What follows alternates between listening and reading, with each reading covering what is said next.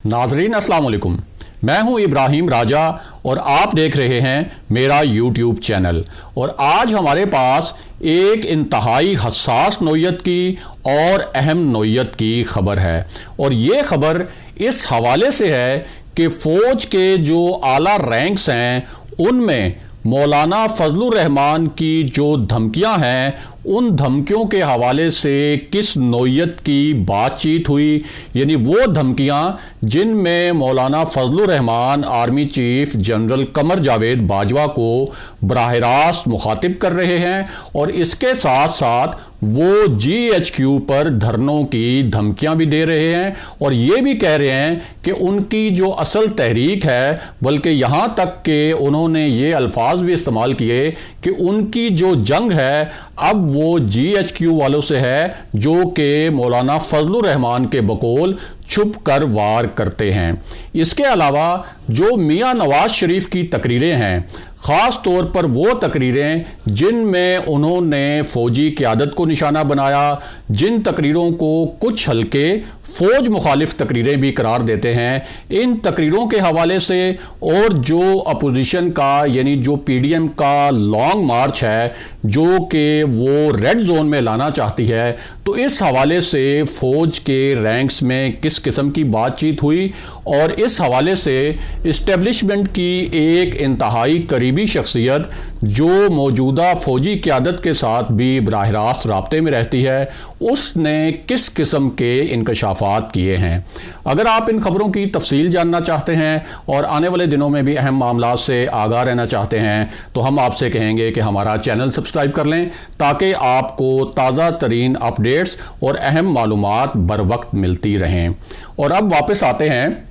आज के मौज़ूआत पर। सबसे पहले तो आपको एक इम्पॉर्टेंट डेवलपमेंट के बारे में मुख्तसरन बता दें कि साबिक वफाकी वज़ीर दाखिला एजाज शाह ने चौधरी बरादरान से एक बड़ी ही अहम नौयत की मुलाकात की है। अब ये जो एजाज शाह साहब हैं, जब से इनसे वजारत दाखिला ली गई है और इनकी जगह शेख रशीद साहब को वजारत दाखिला दी गई है, उस वक्त से ये वज़ीर आज़म इमरान खान से कुछ खिंचे से हैं, कुछ नाराज़ हैं, लेकिन ये नाराज़ी कोई इतनी ज़्यादा नहीं है कि वो कोई वज़ीर आज़म इमरान खान के ख़िलाफ़ कोई इक़दाम करें या उनके ख़िलाफ़ जाएं। उन्हें जो चौधरी बरादरान के पास भेजा गया था उसकी असल वजह तो ये थी कि सेनेट के इंतखाबात आ रहे हैं। इसके अलावा PDM जो है वो एक ये मूव भी प्लान कर रही है कि पंजाब में या वफाक में जो है वो तहरीक अदम एतमाद लाई जाए। और प्लान जो बनाया गया था मुजव्ज़ा वो तो ये था कि पहले मरहले में पंजाब में जो है वो तहरीक अदम एतमाद लाई जाए। और इस सिलसिले में आसिफ अली जरदारी ने PDM को यकीन दहानी करवाई थी और ये तासुर दिया था कि उनको कहीं से ये पैगाम मिला है कि अगर पंजाब में तहरीक अदम एतमाद लाई जाए और काफ लीग उस अदम एतमाद की तहरीक को सपोर्ट करे तो फिर पंजाब में तब्दीली लाई जा सकती है। और साथ ही उन्होंने ये तासुर भी दिया था कि अगर जो परवेज़ इलाही हैं उनको वजारत आला का मुश्तरका उम्मीदवार बना ले PDM, तो फिर जो है उस्मान बुज़दार की जो हुकूमत है उसको उल्टा जा सकता है। इसके अलावा जो सेनेट के इंतखाबात हैं और इसमें जो मुमकिना ख़रीदो फ़रोख्त होती है और जो एक जोड़ तोड़ होता है, तो इस पूरे हवाले से एजाज शाह साहब जो हैं जो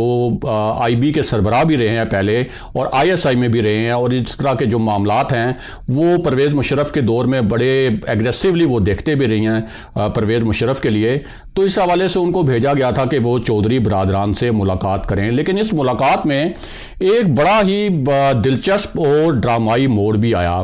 वो मोड़ इस हवाले से था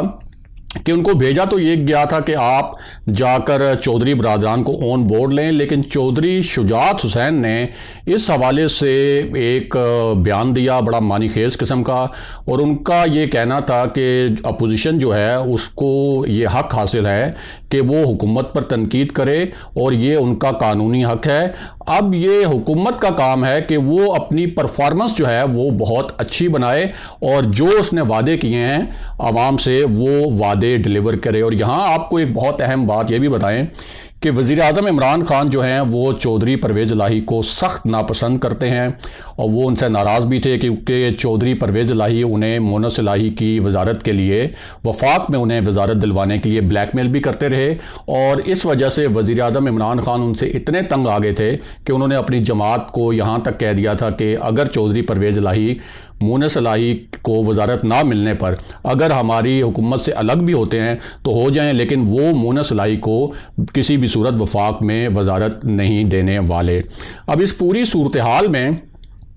چودھری برادران جو ہیں وہ یہ سمجھتے ہیں کہ ان کے خلاف جب نیب ایکٹیو ہوا تو وہ وزیر اعظم عمران خان کے اشارے پر ہوا. اور چودھری برادران نے یہ بات کئی نجی محفلوں میں کچھ صحافیوں کے ساتھ بھی کی, اور ان کو پورا یقین تھا کہ نیب کو ایکٹیو کیا گیا وہ اس وجہ سے کیا گیا تاکہ وزیر اعظم عمران خان چاہتے تھے کہ کاف لیگ جو ہے وہ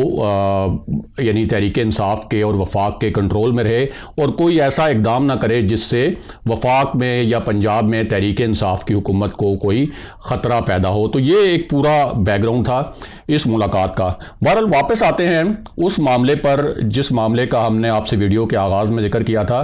کہ جو مولانا فضل الرحمان نے ایک بہت دھمکی آمیز لہجہ اپنایا ہوا ہے, خاص طور پر جو وہ عبدالغفور حیدری سے جو تقریریں کروا رہے ہیں, اور ان تقریروں کے لیے انہوں نے بہت ہی حکمت عملی کے ساتھ سینٹ کا جو پلیٹ فارم جو ہے وہ منتخب کیا ہے, اور وہاں سے سینٹ جیسے پلیٹ فارم سے وہ جنرل باجوہ کو مخاطب بھی کروا رہے ہیں اور جی ایچ کے اوپر دھرنوں کی دھمکیاں بھی دے رہے ہیں. تو اس پورے حوالے سے فوج کے جو رینکس ہیں وہ اس پورے معاملے کو کیسے دیکھ رہے ہیں, اور خاص طور پر جو میاں نواز شریف نے جو تقریریں کی فوجی قیادت کے خلاف اور جو فوجی قیادت پر الزامات لگائے جنرل فیض حمید پر بھی یعنی D G I S I پر اور آرمی چیف پر, تو اس حوالے سے فوج کے اندر جو ہے وہ اس معاملے کو کیسے دیکھا جا رہا ہے. تو اس معاملے پر ہم نے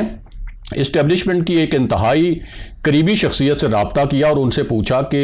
یہ جو تقریریں ہو رہی ہیں یا یہ جو دھمکیاں آ رہی ہیں تو کیا فوج جو ہے اس کے معاملے پر بالکل خاموش رہے گی, فوج کو اس کے اوپر کوئی تشویش ہے, فوج اس کے اوپر کوئی کارروائی کر سکتی ہے, یا فوج میں اس کے اوپر کوئی بحث مباحثہ ہوتا ہوگا کہ یہ کیا ہو رہا ہے اور اس کو کیسے کاؤنٹر کیا جانا چاہیے. تو یہ جو شخصیت ہیں جو اسٹیبلشمنٹ کے بہت قریب ہیں اور اکثر اسٹیبلشمنٹ کا موقف بھی بیان کرتی ہیں میڈیا پر, انہوں نے ہمیں بتایا کہ یہ جو معاملات ہیں اس قسم کے, جب بھی فوج پر اس طرح سے کوئی تنقید ہوتی ہے اور اس تنقید کے اندر اگر یہ ایلیمنٹ ہو کہ یہ کسی سازش کے تحت ہو رہی ہے, یہ کسی گرینڈ پلان کے تحت ہو رہی ہے اور اس کے پیچھے کوئی محرکات ہیں, تو ان کا کہنا تھا کہ جس طرح سے کچھ ایسے عناصر جو خود کو قوم پرست عناصر کہلاتے ہیں ان سے بھی فوج مخالف تقریریں کروائی گئیں, تو یہ ممکن نہیں ہے کہ یہ جو فوج مخالف تقریریں ہیں, یہ جو باڑ اکھاڑنے والی باتیں کی گئیں سرحدوں سے, اور میاں نواز شریف نے جس طرح سے کارگل کے حوالے سے کچھ ایسا اشارہ دیا کہ وہ کوئی قومی راز کھول سکتے ہیں, تو ان کا تاثر یہ تھا کہ فوج یہ سمجھتی ہے کہ اس کے اندر ایک سازش کا عنصر ہے, اس لیے یہ جو تمام معاملات ہیں یہ کور کمانڈرز کانفرنس تک میں لازمی جو ہیں وہ زیر بحث آئے ہوں گے, اور ان کا تاثر تھا کہ یہ معاملات جو ہیں ان کے اوپر باقاعدہ بات چیت ہوئی ہے. اب اس کے اوپر ایکشن کیا ہوگا, اس حوالے سے بھی ہم نے جب ان سے پوچھا تو انہوں نے بڑے دلچسپ جوابات دیے. پہلے تو ہم نے ان سے پوچھا کہ جو پی ڈی ایم ہے وہ یہ پلان کر رہی ہے, ظاہر ہے کہ استعفوں سے تو پیچھے ہٹ گئی ہے, پیپلز پارٹی پیچھے ہٹ گئی ہے, اور اب نون لیگ بھی اس سے پیچھے ہٹتے نظر آ رہی ہے. پیپلز پارٹی نے سینٹ الیکشن میں جانے کا فیصلہ کیا, اس کے بعد نون لیگ نے بھی سینٹ الیکشن میں جانے کا فیصلہ کر لیا. تو یہ جو اب دھرنا کا ایک موو بنایا جا رہا ہے اور جو کہا جا رہا ہے کہ یار ریڈ زون میں ہوگا, اور اس سے پہلے کہا جا رہا تھا کہ جی ایچ کیو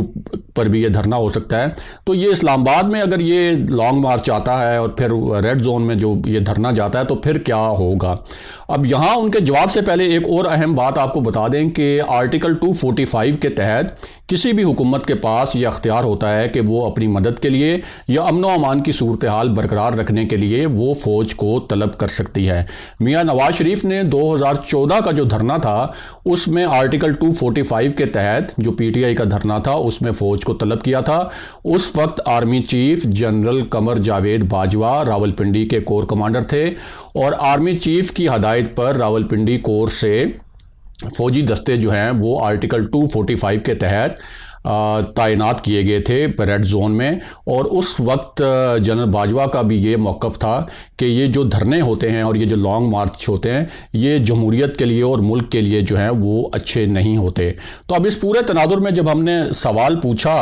اسٹیبلشمنٹ کی اس قریبی شخصیت سے، تو ان کا کہنا تھا کہ اگر یہ لانگ مارچ اور یہ دھرنا لے کر یہاں پہ آتے ہیں تو کسی بھی پرتشدد صورتحال سے بچنے کے لیے آرمی چیف جنرل باجوہ وزیر اعظم عمران خان کو یہی مشورہ دیں گے کہ کوئی بھی پرتشدد صورتحال پیدا ہونے سے پہلے اپوزیشن کے ساتھ یعنی پی ڈی ایم کے ساتھ مذاکرات کیے جائیں۔ اس کے علاوہ ان کا یہ بھی کہنا تھا کہ فوج کے خلاف جو تقریریں ہو رہی ہیں، فوج کے خلاف اگر کوئی سازش ہو رہی ہے تو فوج از خود جو ہے اس کے اوپر کوئی کارروائی نہیں کرے گی۔ فوج جو ہے وہ حکومت سے ہی کہے گی کہ وہ متعلقہ قوانین کے تحت اگر ان قوانین کی خلاف ورزی ہو رہی ہے تو اس معاملے پر کارروائی کرے، لیکن فوج خود کسی بھی صورت اس معاملے پر براہ راست جو ہے وہ سامنے آ کر اس سیاسی معاملے میں کوئی کارروائی نہیں کرے گی۔ یہ جو شخصیت ہیں یہ جنرل امجد شعیب صاحب ہیں جو کہ اسٹیبلشمنٹ کے ساتھ بہت زیادہ قریبی رابطوں میں رہتے ہیں۔ اگلے پروگرام تک کے لیے خدا حافظ۔